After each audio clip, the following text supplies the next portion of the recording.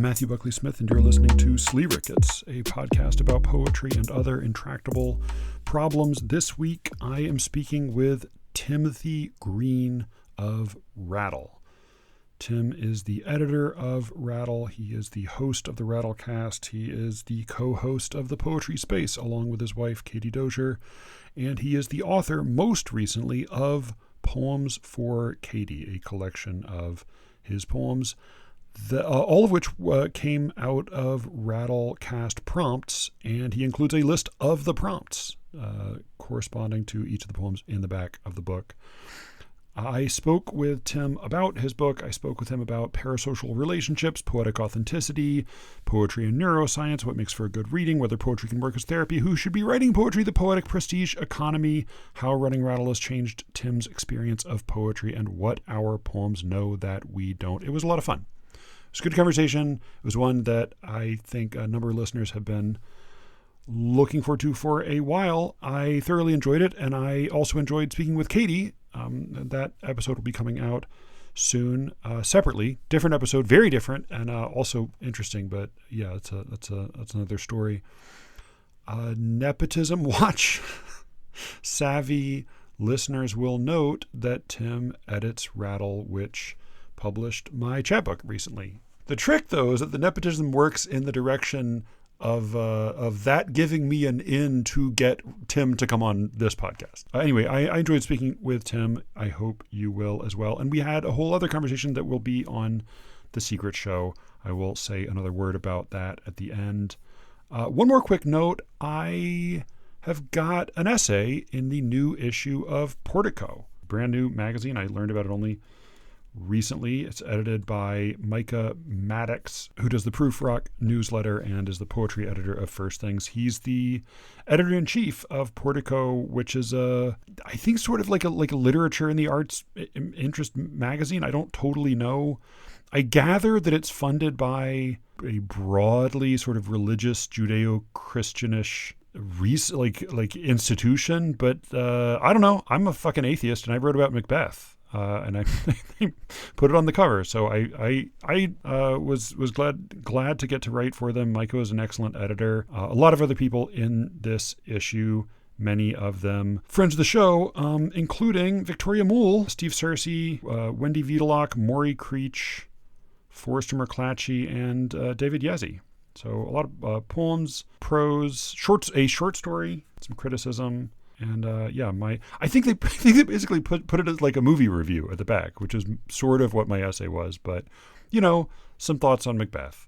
Anyway, it is worth checking out. I think this is just because of like the religious institution money, but like it's a nice looking magazine. What it reminds me of is the old American Scholar before their production budget plummeted, and they just started putting out like a really cheap, thin, like gross, slick, like it was like the paper that you would wrap fish and chips in is what it ended up coming out on. But the old American Scholar, which was on a really nice matte, high quality paper and was really nicely designed, that's what Portico looks like now, because I think they just still have money. So good for them. Give it a look. And for now, please enjoy my conversation with Tim Green of Rattle, author most recently of Poems for Katie. You've been talking some on the Poetry Space about well-maintained illusions, about like running. I had not realized how recently there was such tumult in your personal life that like you were doing Rattle from your office with the couch you were sleeping on in the background, and with one marriage ending and a courtship beginning, and going across the country. This is all within the last 5 years. Yeah, I think it was 2003 that all that started, or my marriage was slowly falling apart for a long time, but so it's been a lot of shifts, and there's some things you can sort of hide and pretend, just by not talking about them. I've always wondered how much people notice like the rooms changing frequently. Like, why is Tim now he's in this place? Now he's in this place. Like we were for the first, I don't know, 5 years or so, or 4 years, it was all from my house at the time. And then over the course of like a year, it was like four separate locations as I was moving around little studio apartments and things like that. You do the magazine, you do Poetry Space, you do another podcast that is that just a podcast version of the Rattlecast?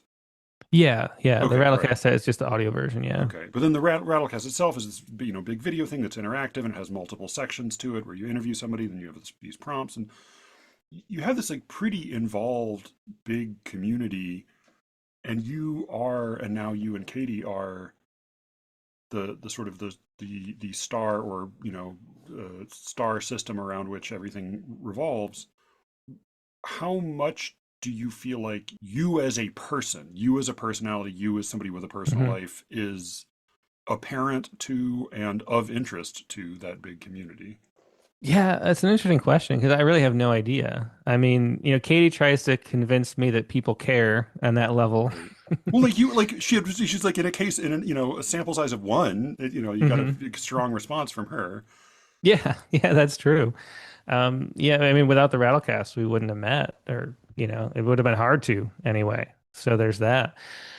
Putting it all out in public. It's interesting. It's not something I thought about much, like ever. I always been on like I like to do things behind the scenes, get things done, make products and projects happen, So I like the Hmm. magazine editing process without being upfront about it. And then starting to do the Rattlecast where I was there every week, for hours talking about poetry and interacting and being like myself in a weird way, but you can't really be yourself at the same time. You have to sort of be a sort of muted version of yourself. I don't know. It's an interesting balance, and I don't really know how much people care on an individual level versus just this is a nice community with we're all getting together, sharing poems, and on that level. It does, So, yeah, it does seem like that's something that is important to Rattle, to the Poetry Space, to you and Katie both. And this came up in your conversation about prompts, is that you do care a lot about not just publishing, curating good poetry, or facilitating good poetry, or helping people discover good poetry, but you care about the sort of the internal experience of people, whether they're good or not, having some encounter with poetry. You sort of care actively about, like, is this thing we are saying encouraging or discouraging people from writing? mhm. Yeah, I think because poetry is a sort of spiritual practice. I think, I'm not a religious person, Yeah, yeah. but it is a way. It's a way to connect with the broader sense of the universe that's beyond yourself. You know, and Okay. and to connect psychologically with the different regions of your brain that aren't communicating with each other. And there's so many things we understand without knowing we understand them. And it's an avenue towards so much insight, both on a personal level and on like a cultural level, like when it's used right, when it's used toward making actual art. And that's such a valuable thing on so many levels that I think it's really worthwhile to encourage, no matter how, advanced and well crafted the poems are, that they're still artifacts of that attempt at the journey, as long as it's an authentic attempt at that journey. Okay. And what I cringe at and what I try to, try not to encourage is the artificial journey, which can happen, and especially with AI now, it's so easy to have an artificial journey there. Like literally, you can put a prompt in and make a poem that pretends to do something, but it's the actual entry into that internal space that nobody can really access, even you, and then pulling something out of that that's fascinating to me. I've always been really interested in psychology and evolutionary biology and the ways that we interact and the whole neural bundles that are involved going on with what we're doing when we're making art. Like that's what sort of drew me into art. And so I love encouraging that. And there's, research on how valuable that is on so many different ways. And so that's the thing I care most about is that authentically engaging in that process of self exploration, which sort of advances us all in our experience of life.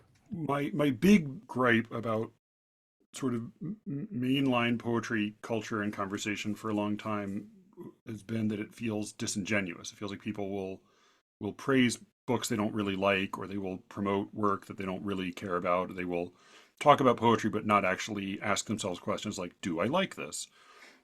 and something I've always respected about Rattle, even when I disagree with y'all or my tastes diverge, is that it does seem absolutely in earnest. Like it never feels disingenuous. Anything that you're saying or publish, I know, I believe you believe in everything that you're saying and doing, but it does seem like you're, my inclination is often to be sort of a less is more person in poetry. Hmm. I tend to think people publish too often, they publish too soon, they send things out too often, but it does sound like you're, at least in terms of people out there writing poems, you are a sincere believer in something like more is more. Like Hmm. as long as it's sort of, as you said, authentic. If you're really writing it, regardless of what the product is, that's to the good. Hmm. Yeah, I definitely believe that because I think it makes you, if you're authentically pursuing it, and there's a huge distinction there because I Right. do Yeah. think most people are not pursuing it for that reason. Maybe they did once and then got a teacher patted them on the head and said, "Good job, Johnny, that was a nice poem," and then they're trying to replicate that experience of having, a little bit of dopamine kick because they made something and somebody patted them on the head and they just want to repeat that over and over again. And so many people are just looking for that, which is why they don't read other poems and why they're not really interested in in anything else except for, having some finished thing that they can say they did. And I think that's a huge problem. But on the flip side, if you're writing and you're trying to get to understand things yourself, I think everyone is bettered by that process. And so I think it's definitely something worth encouraging. And I think sharing things publicly there's a way that that's part of the process too. Like if you write for yourself, completely yourself, it's like a journaling aspect and there's no, like we're all so expert at deceiving ourselves to paraphrase that quote. Yeah. And you can do that in your own diary, in your own journal, but as soon as you make it public, and I'm sure you've had the experience of as soon as you publish something or read a poem in public, you're wait a minute, that was bullshit. Like, what am I saying here? You know, and you have that experience of you can't lie to yourself as easily when you're sharing things publicly. Yeah. And so I think it'd be great if we had a culture where a lot of people wrote poetry, a lot of people shared them on our social media or Instagram or wherever, and then we took the best stuff, people noticed the best stuff and turned that into books and was publishing that, but instead we have this entire separate system which is just a prestige economy of academics undergirding everything Yeah. and sucking the life out of it. So that's the battle we face. But for you, the poetic process that is most authentic to the writer for you is indistinguishable from the best poetry.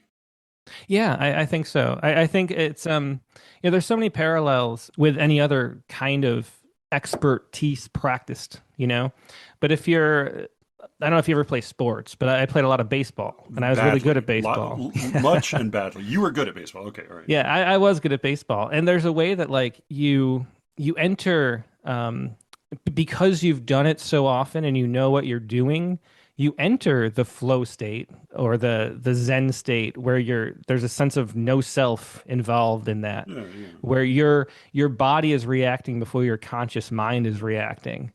And there's a way that when you understand how to make poems, you have all these tools. It's like of being a skilled athlete, and then you can do amazing things on the field of the page. And those things are worth sharing when you have the skill. And you need the skill to get to that state sometimes. So we're all, I think, everybody who's engaging in creating the art that is poetry should be trying to get better and better, making themselves better at the skill when they're on the field of making a poem. But the effort is always worthwhile, and you can get into that state. Like someone, my uncoordinated uncle can make a diving catch in the bottom of the ninth when we needed Sure, the yeah. the out, and never, he cheers and says one time he did something great, but that can happen too. And we should acknowledge and appreciate that, and appreciate that they showed up and played the game. I mean, all that stuff is valuable, even if Yeah. the not everybody is an all-star poet. Right. No, I mean, I'm just trying to like figure out kind of Hmm. how, if I were to step back and think about, you're somebody who loves poetry, you probably read more contemporary poetry than maybe anybody else, in America. It just, I'm thinking about like love of poetry as poetry, and then thinking about the process, and then thinking about poetry as a loose community. I guess like if I were to think about what goes into making a poem really exceptional, I think there's so much of it is skill and talent, and then also there's that honesty or authenticity, or sort of making the truer choice at some level, and maybe Hmm. letting go the reins a little bit, or keep, as I would say, like loosening your grip on the steering wheel to let, because I think I want to talk with you about the unconscious, because I was very interested in your thoughts on that. But your suggestion seems to be that like the bigger factor at large is that people aren't authentic enough, whereas for the most part, I think maybe my snobby inclination would be to say people aren't skilled enough, that's the bigger Hmm. distinction. But maybe it's, Hmm. I don't know. Well, I would say that skill is a tool for accessing authenticity. I Okay. think in our lives, we're performing our roles so often. It's one of the reasons why we're obsessed with identity. Yeah, Identity is yeah, part of yeah, the yeah. role that we're always performing. But you're performing your role as dad when you're out in the kitchen and the kids are making breakfast. And there's a way that where the actual self that we are is difficult to access, and not one thing, and it's very complicated.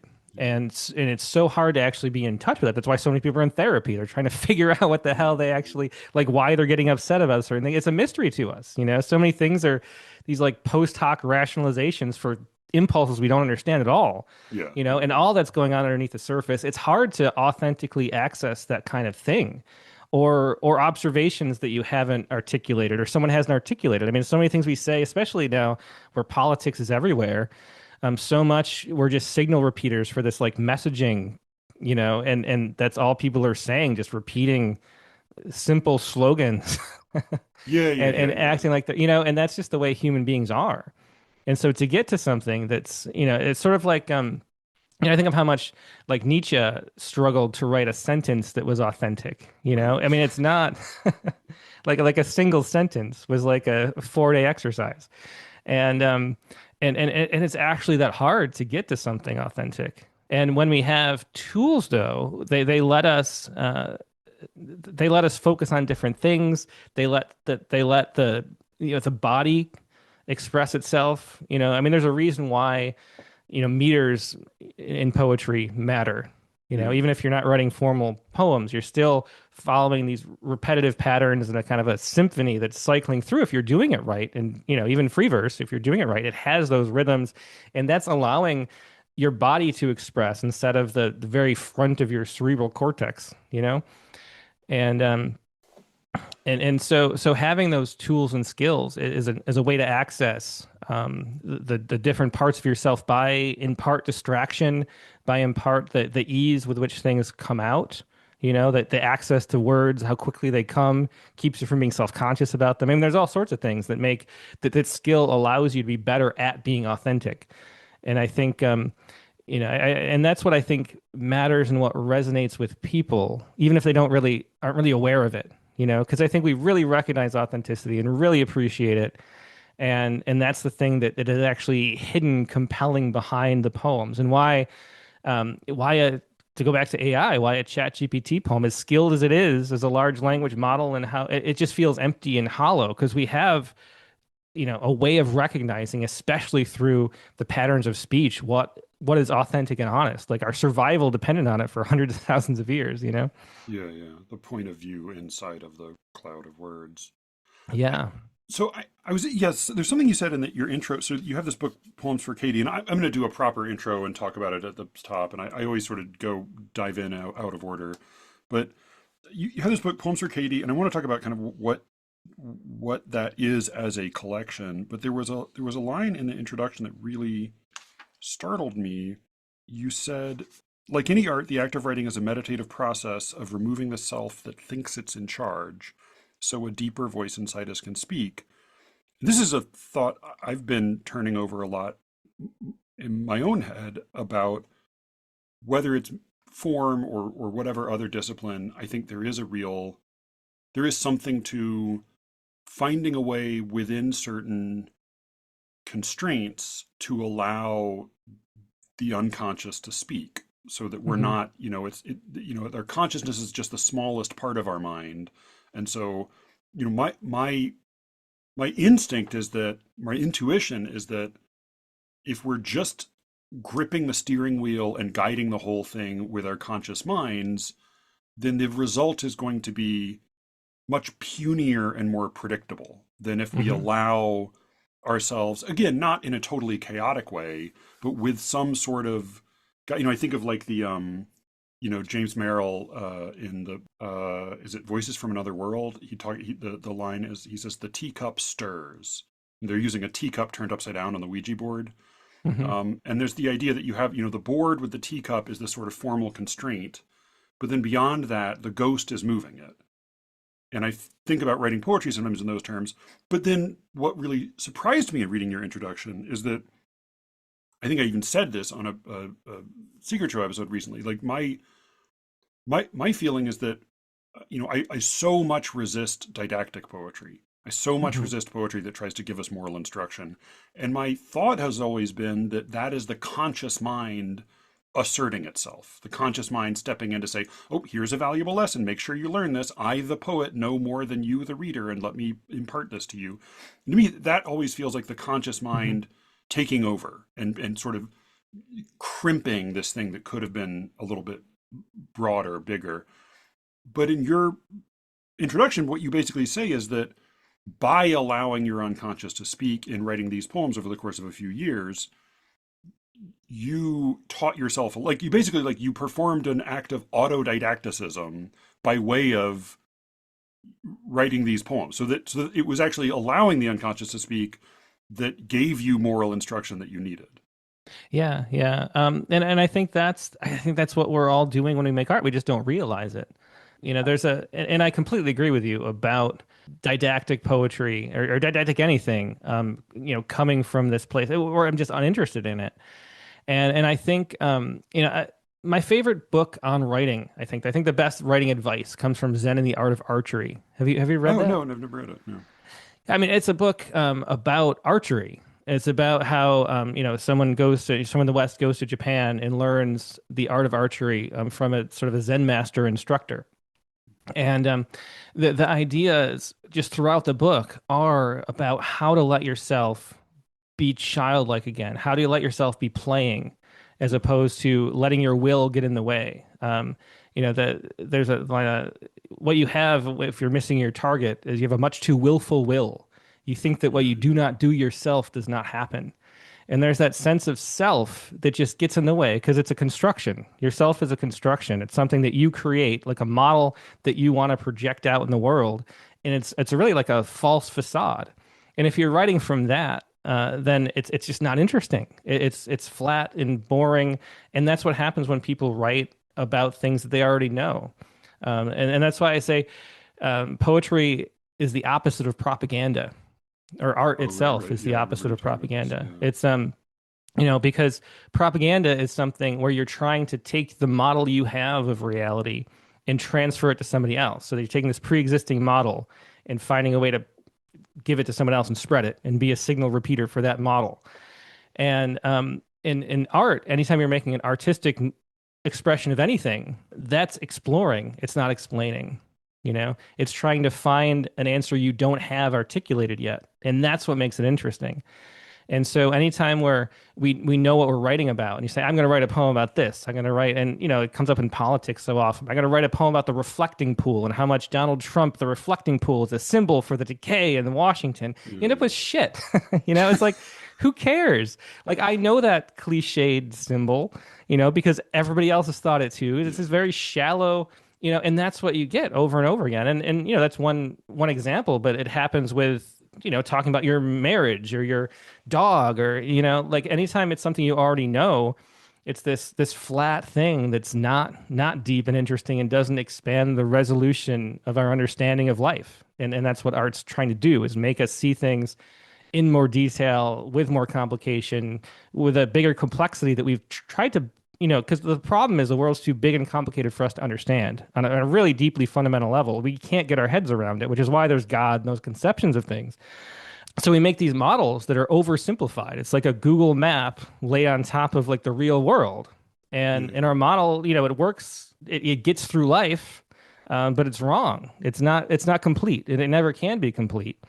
And so when we make art, we're adding nuance and detail and interesting things to that map that we've made of the world, you know? And that's what we're doing. And it's only when we're creating new things to add to the map that it's interesting to each other, you know? When it's already, if I'm pointing out like the street is called this name, it's like, who cares? Like that's on the map. It's on the map that everybody has. But when it's something that nobody's put on the map yet, that's magic, you know? And that's making us see things more clearly and more like they actually are. And, and that's why it matters, I think. You're kind of reconciling these different pieces of writing advice. I mean, for one, that you're turning on its head the much the at this point much disparaged writing advice, write what you know, and you're sort of saying like write what you don't already know. But I'm also thinking about something Jonathan, who's also taken that advice to task, has said that he wants to write what only he can write.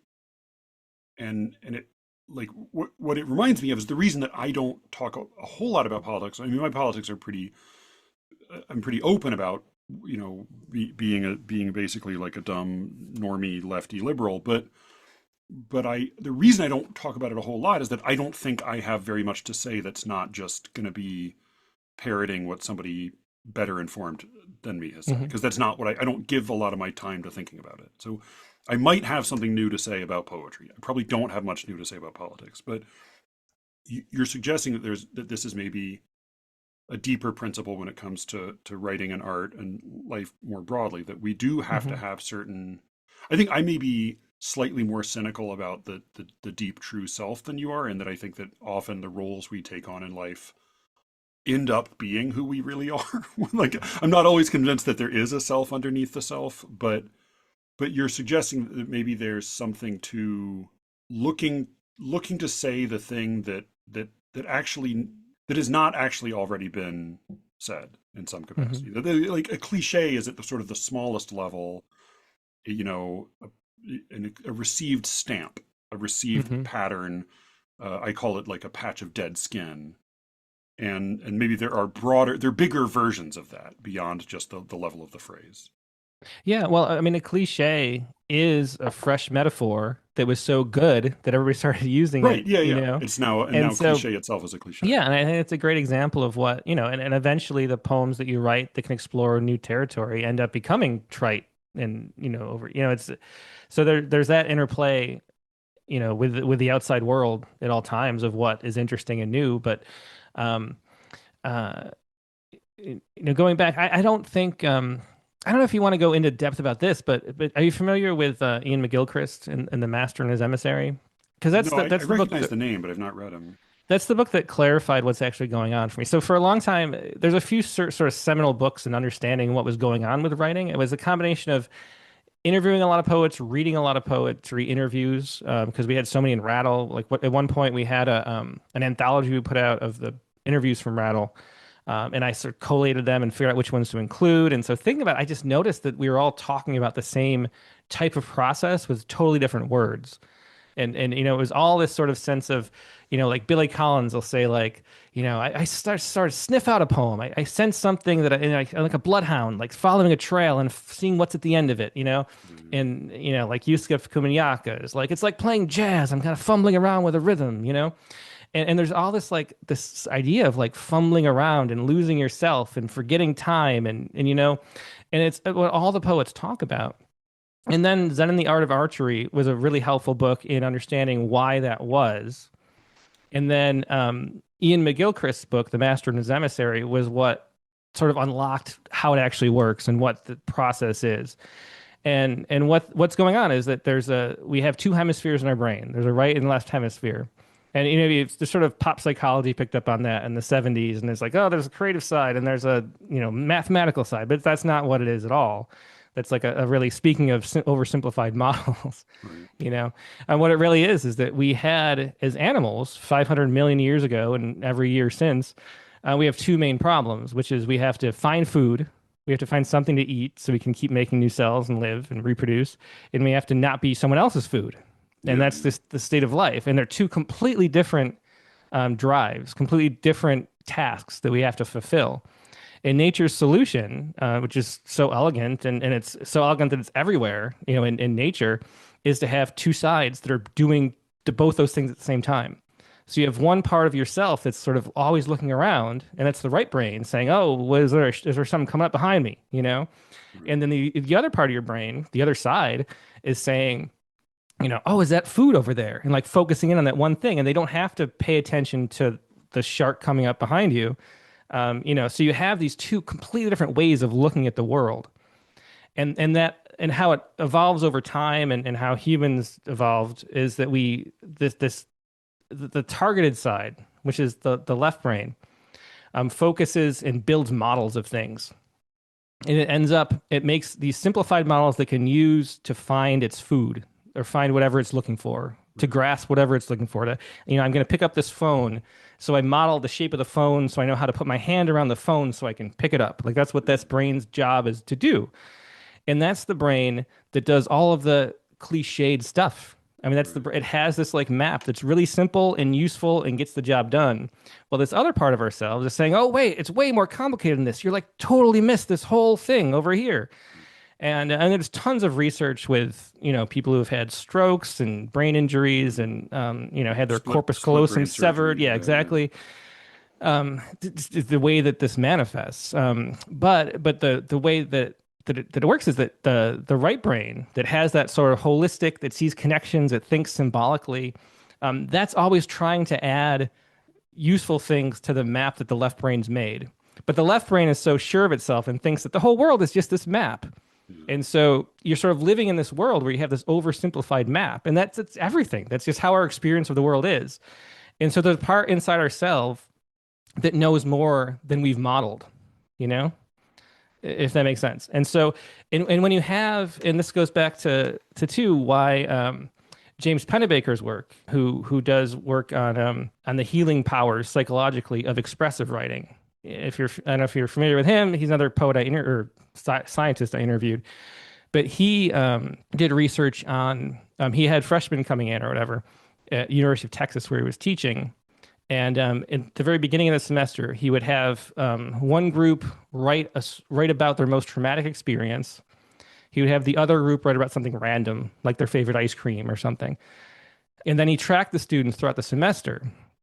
And the students who wrote in just one or two sessions about a traumatic thing had better grades, fewer trips to the infirmary, and a lot of strange results. That seems like that one intervention of just talking about a traumatic experience had some positive effect on their outcome as students. That's And so so, hard to believe. That's so, I mean, yeah, like, it's but like, is fascinating that a research. serious, is Yeah. that like a significant sample size? Like, that just seems like a Oh yeah, he kept crazy growing and growing, and it's a whole field of science now. that, Expressive writing like is writing a therapy. couple times. I mean, Yeah, and it's yeah, and I, it's I mean, I definitely because believe it could be therapy, but Mhm. that just seems like such a small intervention to have such a like significant effect is I crazy. know it was shocking. Yeah, it was shocking to him too.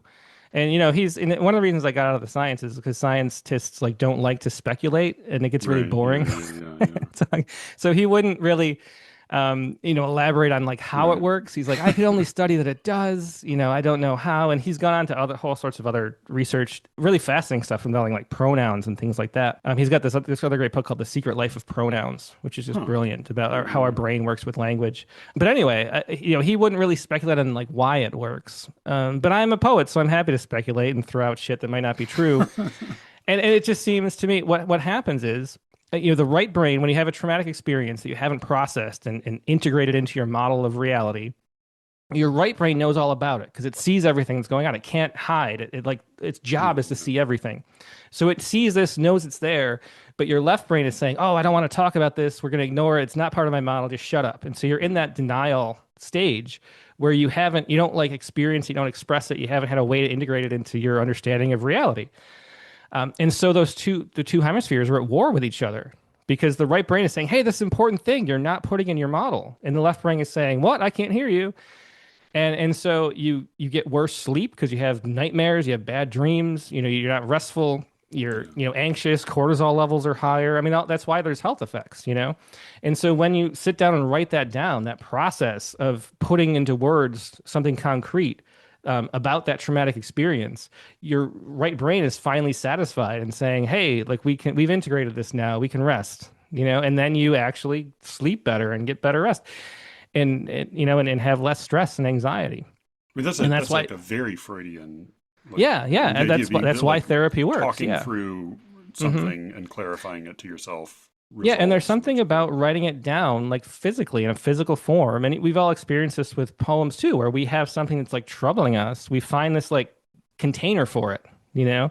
And then suddenly like it exists in this container and we kind of understand it in that container. And we can like put it in a drawer, you know, and take it out later if we want. And there's something about it being like tangible in there, that makes it feel real in a way that until you articulate it, it doesn't. So this is, I mean, it's funny because I have this pet theory that almost all of the big philosophical disagreements, you know, and maybe like this is true for aesthetics as well, across history are primarily differences of salience. That Hmm. like what went without saying for one guy is a major crisis for the next guy, but the guy before never bothered to mention it because it was so obvious. And I Uh-huh. do like for me, I think in college because I was surrounded by post language poetry, sort of anti sense making, hyper experimental, you know, self consciously idiosyncratic writing that was almost obsessively avoiding the interpretations of like there were people who were writing who were teaching us who were deliberately making their poetry harder for others to understand. And I Hmm. think for me then what felt refreshing and what felt promising was like, oh, writing that's clear. Oh, writing that adheres to enough of a shared pattern that other people can access it. And so I overdosed on you know, like hardcore, uncut right brain poetry. And Hmm. so I think something about something predictable or at least interpretable, something you know that you could anticipate, a pattern you could rely on, a shared set of signifiers. These all were really appealing to me. I mean, I think where I'm kind of interested in the rubber meeting the road is in this tension between personal meaning and public meaning, and that Hmm. does seem to come up in this book. Like I was, it was funny talking to you and Katie a little bit. You know, the chapbook I did with y'all had, you know, personal stuff in it, but for me, I think I almost to a perverse degree, I focus on it as poetry. Hmm. I sort of, I have no real interest in talking and like addressing anything personal about it. Like I'm interested in the poems as poems, but I think some of your questions or your responses made slightly more sense when I realized the two books you two were putting out, hers being, and I'm going to talk to her tomorrow. I think I won't get into it, but an account of a personal trauma she experienced that is the relationship to reality is sort of explicit and is significant to the book. And Hmm. similarly here, you have this book, Poems for Katie. Do you want to give a quick overview of kind of what this is as a Yeah, book? well, yeah. So it's poems for Katie because, as I explained in the foreword, which is that line between public and private is really interesting, and that's one of the things I'm playing with in this book. Yeah. Um, but you know, my last book, my first book, with American Fractal came out in 2009, and I was sort of disenthused about publishing and sort of stopped caring. And so, you know, when me and What Katie got quickly? What? together, Why? Why did you lose your enthusiasm? oh, just the BS of it all, and the you know, writing to me was always a spiritual practice. It was always Yeah. something that I like to sit down and do. And there's sort of a professionalization of it. There's a fakeness involved in all the marketing and the positioning and the just the whole like industry. There's a Yeah. Yeah. falseness that just gets in the way. I mean, you understand Yeah. completely. Yeah. You Yeah. feel the same way. I mean, yeah, Um, I loved working with you that you hate blurbs because I was like, thank God, right? yeah, yeah. I mean, just all of that and all of the I don't know. I mean, I just love the pure act of sitting down and like losing yourself for an hour or two, you know, with whatever you're thinking about, wherever your imagination is taking you. And that's what I loved. And I had basically a long time ago I had a live journal. I don't know if you even know live journal. But in college it was like before Facebook, Yeah. and it was like a blog and people shared stuff. And I love just I found that I love writing something. I had insomnia. I love staying up late, just like daydreaming, a little tired, you know, and writing some kind of story or poem and then posting it and waking up in the morning and a few people had read it and said something about it. It was like a great cathartic is one thing it was, but it was a lot of things. It was a real practice that I appreciated in a lot of ways. And it was never anything that I seriously intended. I never was like, oh, I need to be a poet. I want to express myself and I want to become the whatever. It was just, I like doing that. And that ended up leading to a job with Rattle where I was doing it all the time. Then I had a book and suddenly it was like very serious and like you're trying to climb up this ladder of prestige and like notoriety. And it's like I just didn't want to do that and I just didn't care enough and I felt like a fraud in my lack of caring.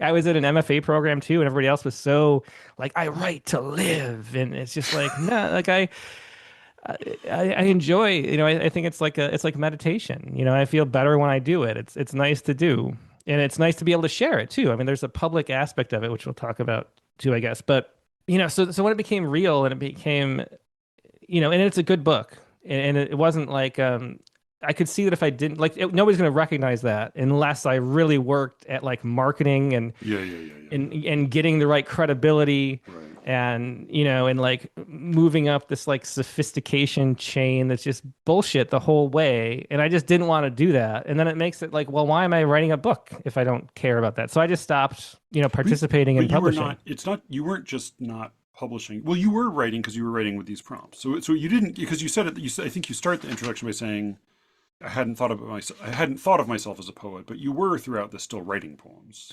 I went years without. I went maybe like 3 years. I had a young kids too. Yeah, My yeah. daughter was born in 2010, right after that book came out, and I was just feeling down about it. Like I didn't like the feeling that it gave me, like writing and publishing anymore. It, like just sucked the joy out of it.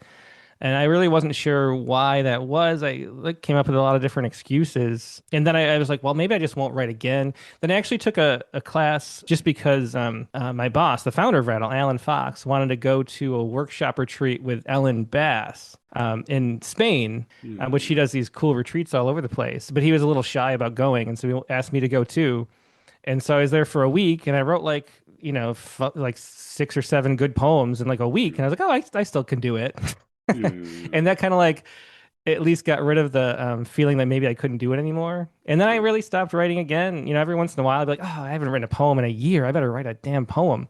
But I just lost that drive to the joy of doing it, the playfulness. It goes back to that childlike aspect. You're playing with language and having fun with it, even if you're talking about serious stuff. And I lost that sense of play, I guess, is fundamentally what happened. And it was only doing the Rattlecast and wanting to share poems with everybody, even if they weren't any good, just to be part of the community and to be like participatory with it, that let me just start playing again. And then playing again, I remembered, oh, this is like really great. I love doing this. Why did I stop? So that was the journey for me. And that is you make a point in the introduction as well as elsewhere that when you're writing, you do a prompt for the Rattlecast, and when you do that, you'll also write a poem in response to it, but you're doing that almost as an act of like community or example setting, not as an act of instruction. You're not a model so much or a leader in that moment so much as you're subjecting yourself to the same exercise. Yeah, exactly. And so Katie said to finish the story about that, she was like, "Hey, you should put out a new book." And I was like, "Well, I don't know. I don't really want to deal with that and do it again." But then Christmas was coming up, so I made her a chapbook, and I just called it Poems for Katie. And I went through and poems that she might, because she didn't know me at the beginning of the Rattlecast, so there are poems that she might not have seen, and other poems I knew she liked, and I just could have compiled them together. And then I realized, hey, wait a minute, this actually makes a book. Like it tells a story of realizing that I was, my marriage sucked and I was unhappy. And then meeting Katie and negotiating all that and all the sort of upheaval that was going on for a while behind the scenes of the Rattlecast. And then, eventually falling in love and getting married and moving across the country is all sort of contained in there in an arc. And so it actually is a book. And so I made it a book. So I mean, but then, and this is this interesting question about personal versus public meaning. You say in the introduction, because the book is divided into 4 sections: before, during, after, and then ever after. And the poems are all dated, and then at the back you have a guide to They were all written as prompts for the Rattlecast, and you have a guide at the back to what the prompt was for each one of these poems, and you can see them. They are they are published in order. So that what you say in the introduction is the poems gathered here were written in the order they appear. I haven't rearranged them to make the story clearer or edited them into the shape of hindsight. And that to me sort of puts a finger on that precise question, which is this primarily an expression of and an exercise in sort of my authentic recognition of what's happening, or is this an artwork composed for strangers?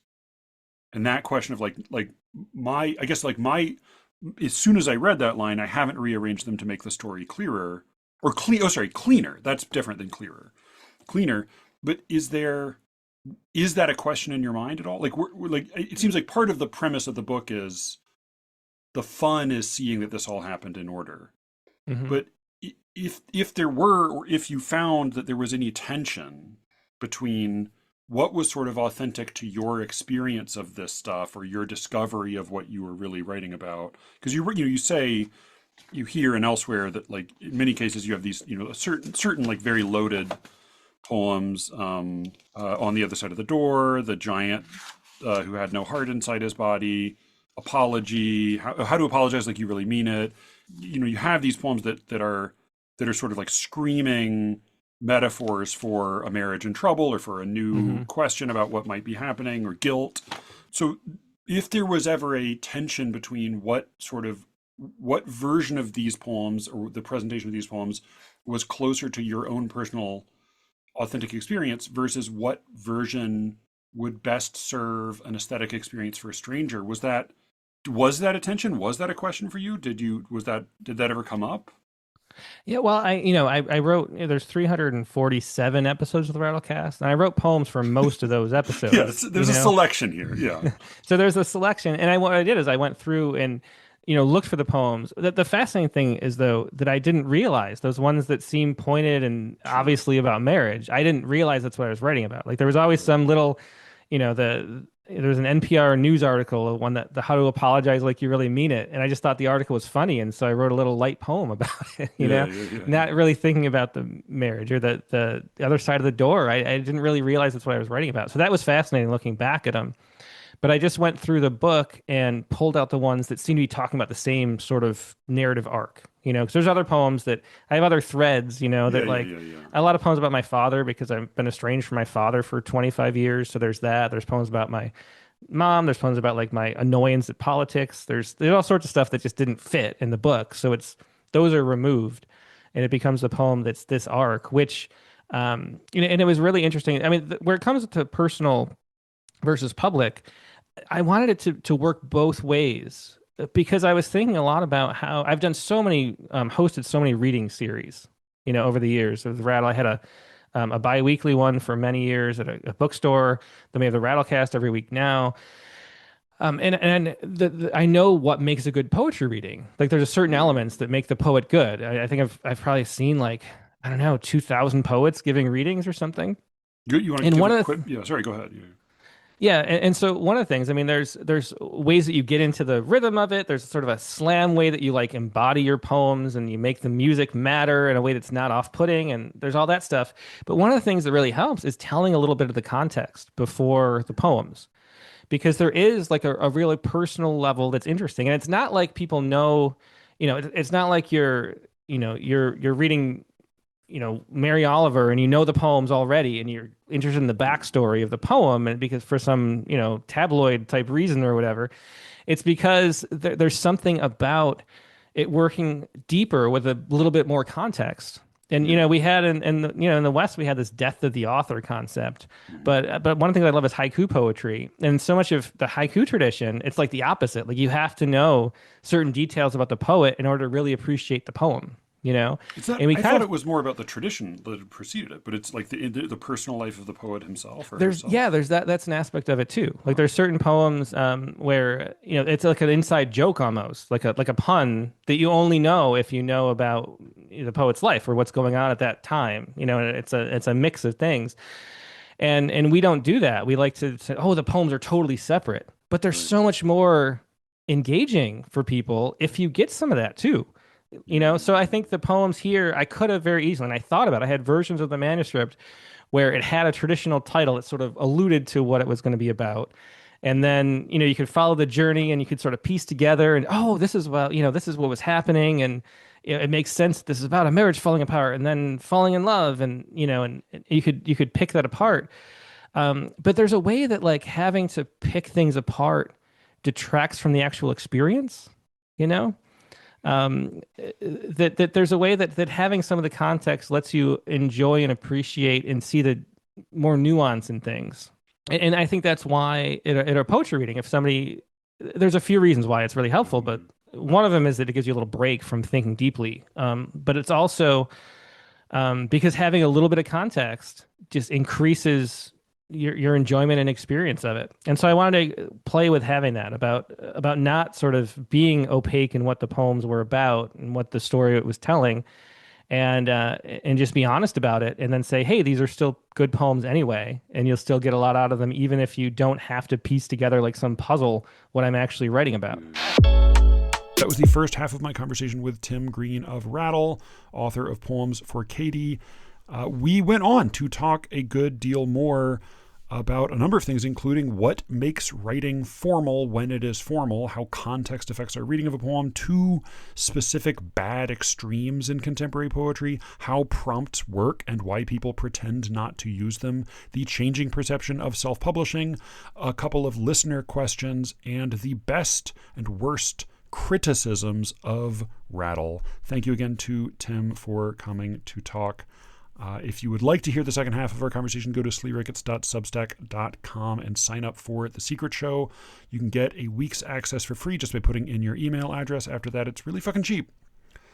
If you would like to support the show with a little extra, you can sign up to be a Motherfucker of the Arts, a founding member, or you can just go to SLEERICKETS.com to the upper right-hand corner, or if you are on your phone, to the plus sign, and press the chip in button. You can donate directly to the show there.